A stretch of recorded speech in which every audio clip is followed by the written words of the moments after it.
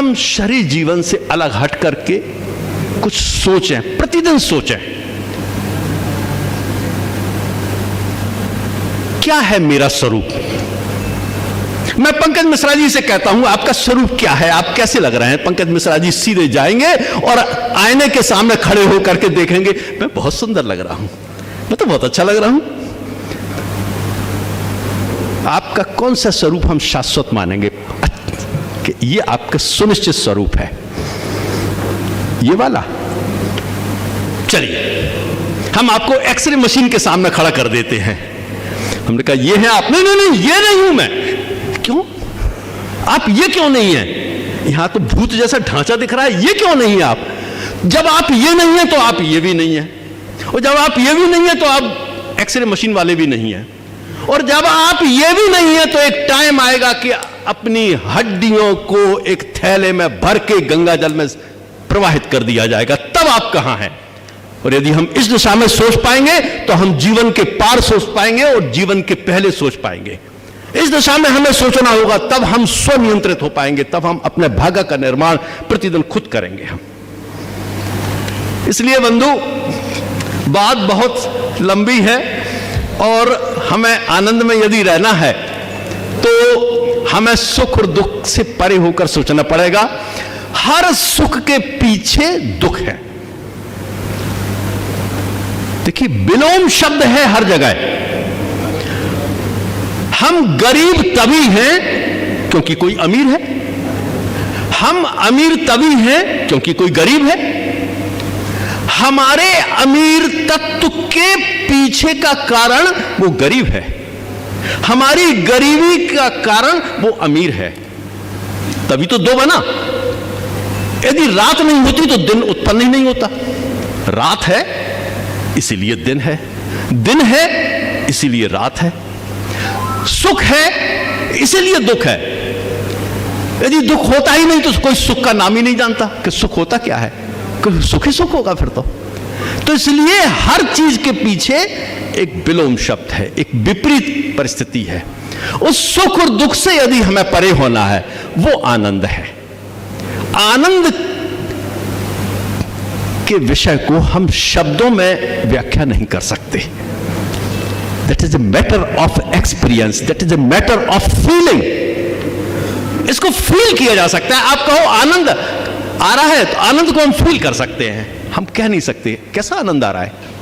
तो जब हम विपरीत परिस्थितियों में भी आनंदित रहें, जैसे मैं स्कूटर पे जा रहा हूं, मई जून की गर्मी पड़ रही है, मेरा अपना खुद का सोचना रहता है, सोच इस तरह खूब गर्मी पड़ रही है, तेज धूप है। उस समय मन के अंदर से एक आवाज है, वाह भगवान वाह क्या मजा आ रहा है इस धूप में। यदि आपको बड़ा धन्यवाद और सौभाग्य मुझे मिला कि इस धूप और तेजी का मुझे अनुभव तो मिल रहा है, कितना अच्छा लग रहा है, बहुत आनंद आ रहा है। सोच लिया। सोच तो ये भी सकते थे, अरे भगवान कितनी आपने धूप, तेज धूप पड़ रही है, गर्मी के मारे मरे जा रहे हैं, बहुत परेशानी हो रही है। सोचते जाइए। ईश्वर ने सोचने के लिए तो आपको बहुत कुछ असीमित बना दिया है। तो इसलिए हमें सुख और दुख से परे होकर हम रह पाए, वो है आनंद की स्थिति। और आनंद आता है, देखिए ये मेडिटेशन का विषय है। जब आप ध्यान में होंगे तब आप अपने अस्तित्व से परे चले जाएंगे। वो शून्य की स्थिति होती है, जहां शून्य में पहुंच जाएंगे बस वहां आनंद है। फिर टाइमलेसनेस, ईगोलेसनेस, टाइम का पता नहीं चलेगा, ईगो का पता नहीं चलेगा। फिर मैं खत्म हो गया ना, मैं तो शून्य में हो गया, ना मैं राजेंद्र तिवारी हूं, ना मैं शरीर हूं, ना फिर कुछ हूं। वो स्थिति ध्यान की जब बनती है तब फिर आनंद आता है। इसलिए बंधुओं बहुत कुछ लिखा है मैंने अपनी पुस्तक में, मेरे सुख मेरे दुख क्या होते हैं। मैंने अपने सुख और दुख को भी लिखा है, अपने नहीं, मतलब हम सब पूरे ऑडियंस का। क्या होता है सुख, क्या होता है दुख। हम कभी कभी स्वयं सुख बन जाते हैं, हम कभी कभी स्वयं दुख बन जाते हैं। ऐसा नहीं है। हमें आप मेरी पुस्तक को पढ़ना, मैंने सुख को अपने से अलग देखा, कैसे देखा अलग? मैं दृष्टा हूं, मैं विटनेस हूं और मैं अपने सुख को देख रहा हूं, मैं अपने दुख को देख रहा हूं। मैंने अपने सुख को आते देखा, जाते देखा, दुख को आते देखा, जाते देखा।